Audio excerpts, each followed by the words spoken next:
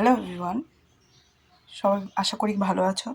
আজকে এই ভিডিওটা করার আমার একটা উদ্দেশ্য, ভাবলাম একটা খাবারের রিভিউ দিই তোমাদেরকে। আচ্ছা, কিছুদিন আগে এই রিয়েল ফ্রুট জুস ট্রাই করার জন্যে আমার হাজব্যান্ড এই দুটো রিয়েল ফ্রুট জুস অর্ডার দিয়েছিল। তাই ভাবলাম তোমাদের সামনে আজকে খোলাসা করি এই জিনিসটা।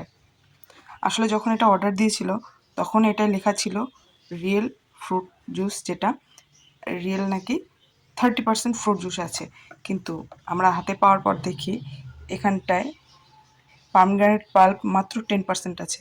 মানে নামটা হলো রিয়েল, বুঝতেই পারছো ফ্রুট জুসটা এখানটায় রিয়েল থাকার কথা, কিন্তু এখানটা প্রচুর প্রিজারভেশন আরও অনেক কিছু রয়েছে।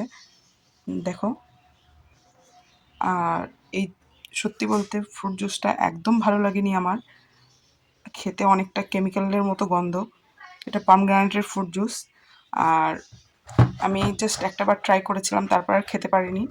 এটা হাজব্যান্ড শেষ করেছে আর এটা ধরাই রয়েছে, মানে আর খাওয়ার ইচ্ছা নেই এমন অবস্থা। টাকা দিয়ে কিনে পুরো ওয়েস্ট অফ মানি। আর নামটা হলো একদম রিয়েল ফ্রুট জুস। আমার মতে এই ফ্রুট জুস না কিনে রিয়েল ফ্রুট কিনে খাওয়া অনেক ভালো। আর আজকাল বাচ্চাদের মায়েরা কিনে খাওয়ায় এইসব ফ্রুট জুস, মানে বলতে পারবো না ফ্রুট জুস খাওয়ায় না কেমিক্যাল খাওয়ায়।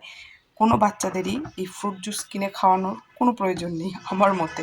এর থেকে অরিজিনাল ফ্রুট কিনে আমরা খাওয়াবো বা বাচ্চাদের খাওয়াও অনেক ভালো হবে, কিন্তু এইসব প্রিজারভেটিভ খাবার একদম ভালো নয়। প্যাকেজিং খাবার তো কখনোই ভালো নয়। আর এটা কেনার পর আরও বুঝে গেলাম এত ফালতু একটা প্রোডাক্ট এটা। আজকে তোমাদের সামনে রিভিউটা না দিয়ে আমি পারলাম না। যাই হোক, আবারও বলবো, কেউ এটা কিনো না, ওয়েস্ট অফ মানি। আর বাচ্চাদেরকে একদমই খেতে দিও না এইসব জিনিস।